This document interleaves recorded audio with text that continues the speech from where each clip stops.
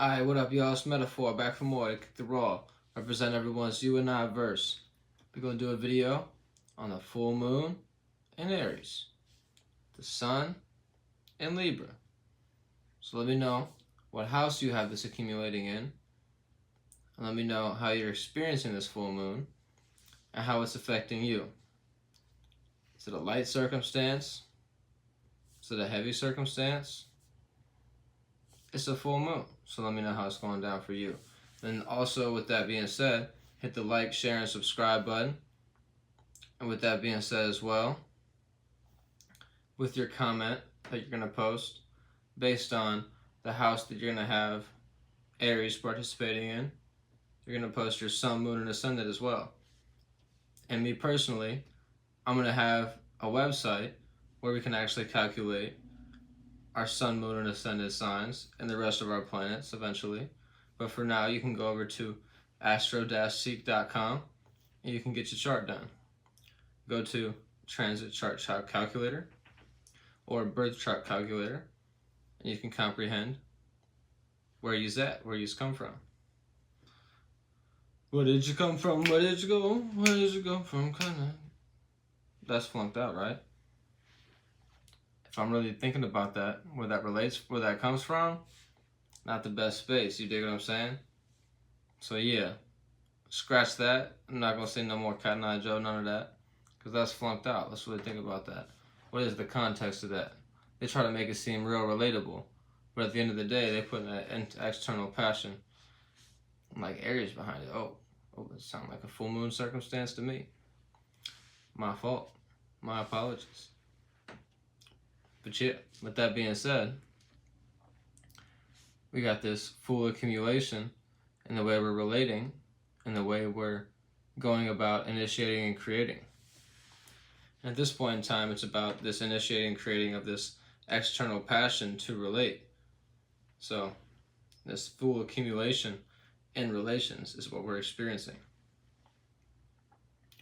And with this being said, we can maybe think about something more relatable, like Cardi B, money, money, money. Okay, all right, we could rock with that kind of song. You know what I'm saying? Real universal. You know what I'm saying? She's a sun in Libra, moon in Aries, perfect depiction of this energy. So you can look at what she's going through right now, and all the drama in the community.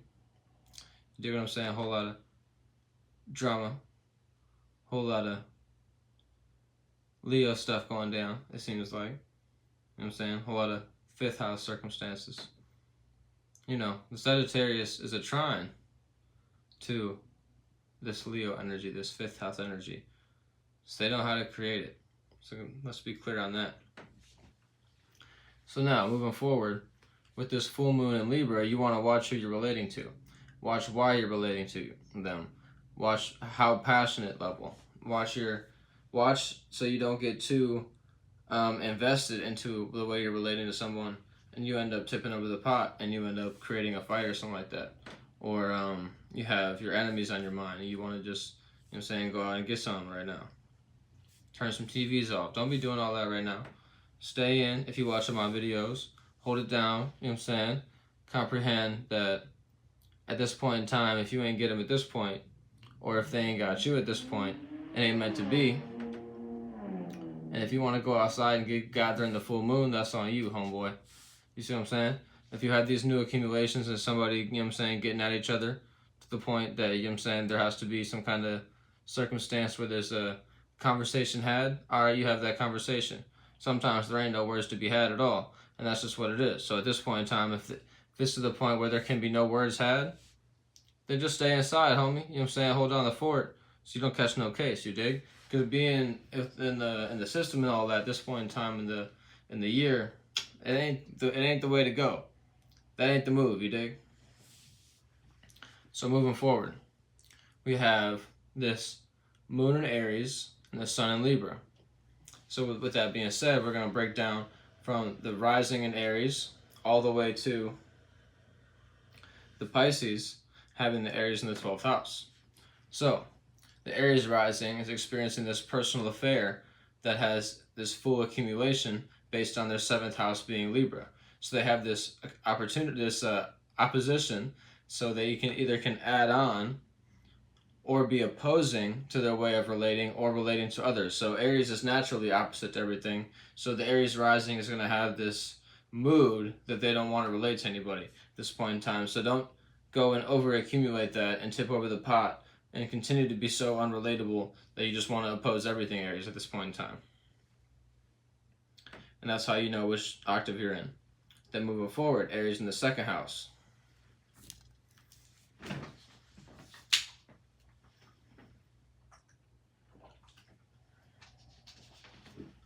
The Aries in the second house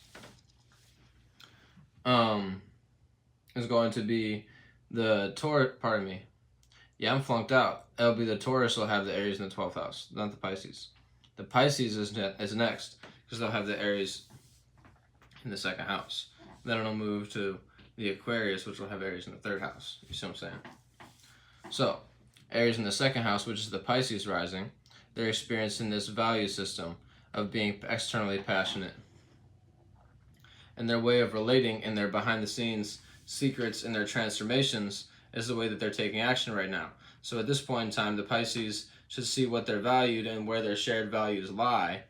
And based on where their shared values are at, you want to be aware that you expressing too much of these values and you being too passionate about what you value at this point in time can tip over the pot, and you can have a full moon experience happen in your second house with this experience.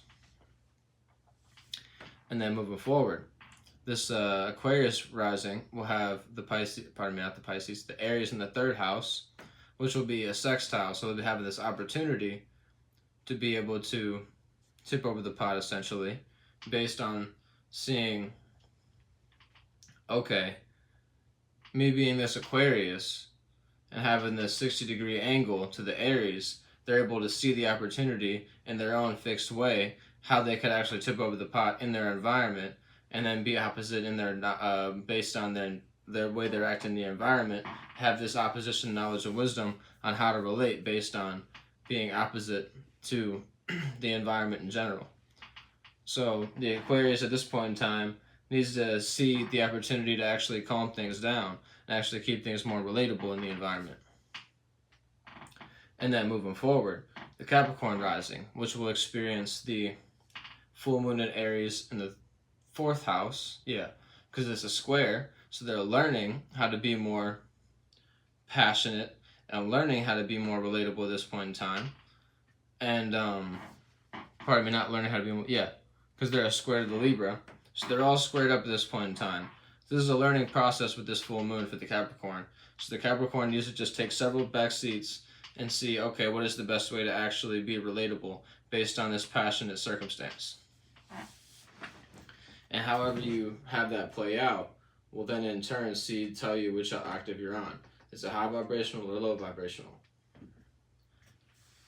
And then moving forward, the Sagittarius rising, I almost said Nagatarius. Oh, dang, it's a Nagatarius. But yeah, moving forward, the Swagitarius of the Sagittarius, you know what I'm saying? That's it. Is experiencing this Aries in the 5th house.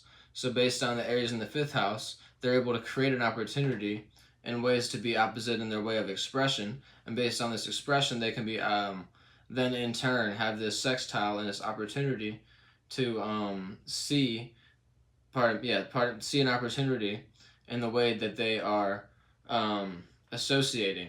So based on this expression, they're able to see, okay, if I utilize this one knowledge and wisdom in this one expression, we're going to have this outcome.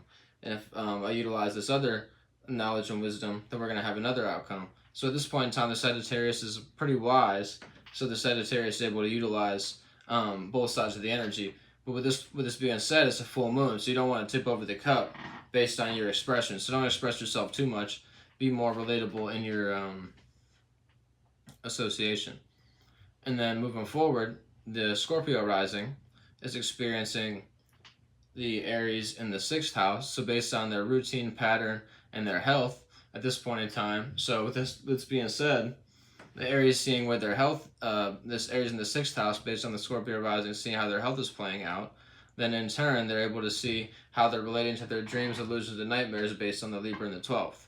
So based on one's health, are you actually accumulating the dream that you're actually working towards, essentially? So pretty much to break that down, it's a misunderstanding for the Scorpio. So the Scorpios may be misunderstanding what they should actually put on their routine and pattern to then in turn not tip over the cup based on having this dream, illusion, and nightmare they're actually relating to. And, you know what I'm saying, if they're actually not on the right routine and pattern, it will affect the Scorpio's health because they're not actually achieving their internal passion. And then moving forward, the Libra rising is having the Aries in the 7th house. So this will be in opposition or able to add on. So based on your way of acting in your personal affairs, you're going to have this opposition in the way that people relate to you in your environment. So essentially, you're trying to be so relatable that you have no passion behind what you're saying, and you need to find a balance, essentially. And that's what the Libra rising is experiencing at this point in time. And then moving forward, the Virgo rising is experiencing the Aries in the 8th house. So this will be behind the scenes secrets, rebirth, and transformation is what the Virgo rising is experiencing. And based on the Virgo rising, they're experiencing this Virgo and Aries is a misunderstanding based on being 5 signs away. So they're misunderstanding their ways of, transforming and how to actually transform things based on them being in their own personal affair, their own details, essentially. And with this being said, they're right beside the Libra. So with this being said, the Virgo is having the Libra in the 2nd house. So with this being said, it's based on that shared value as well that I think it's the Pisces is experiencing, because the Pisces is experiencing the Aries in the 2nd, and then the Libra in the 8th. And then with this being said, the Virgo is experiencing the Libra in the 2nd, and then the Aries in the 8th. So based on the passions and how one is passionate, you're not able to actually value the actual relationships that you're dealing with and be relatable to those relationships.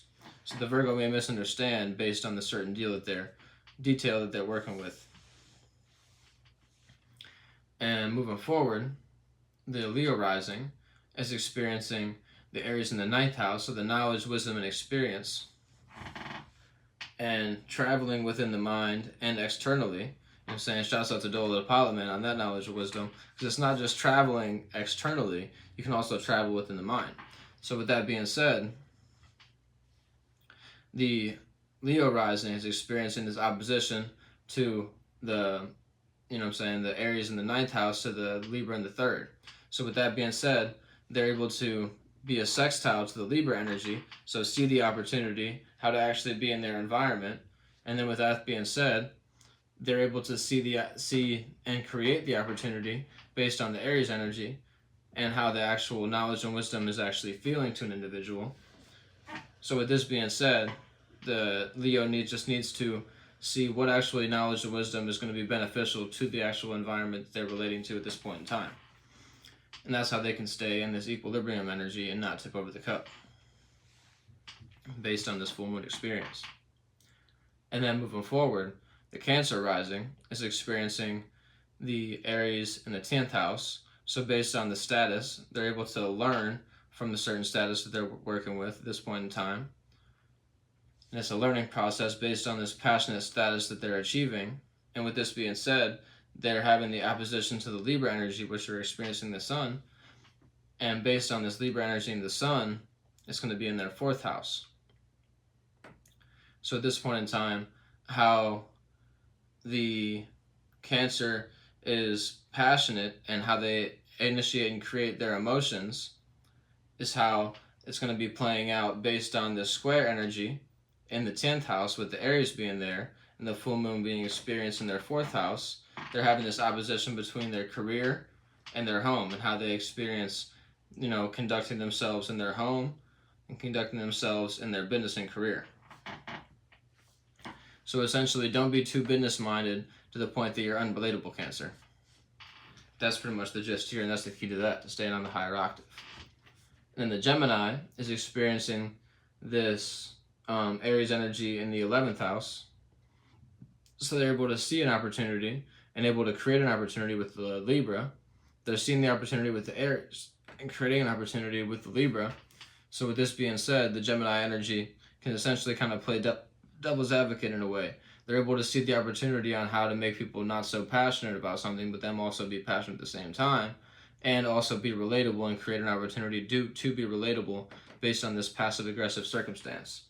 So the Gemini should really just not tip over the cup based on their associations and the way that they're expressing themselves with these associates. And then moving forward, last but not least, the Taurus rising is experiencing the Aries in the 12th house. And with the Aries in the 12th house, they're then going to have the Aries in the 12th house based on the Taurus rising. They're going to have the the Libra in the 6th house. So based on the dream, illusion, and nightmare that the Taurus is passionate about, they're having this opposition energy to the way that they conduct their routine and pattern and how they relate to their actual health and things of that nature. So essentially, the Virgo, not the Virgo, the Taurus is experiencing this opposition.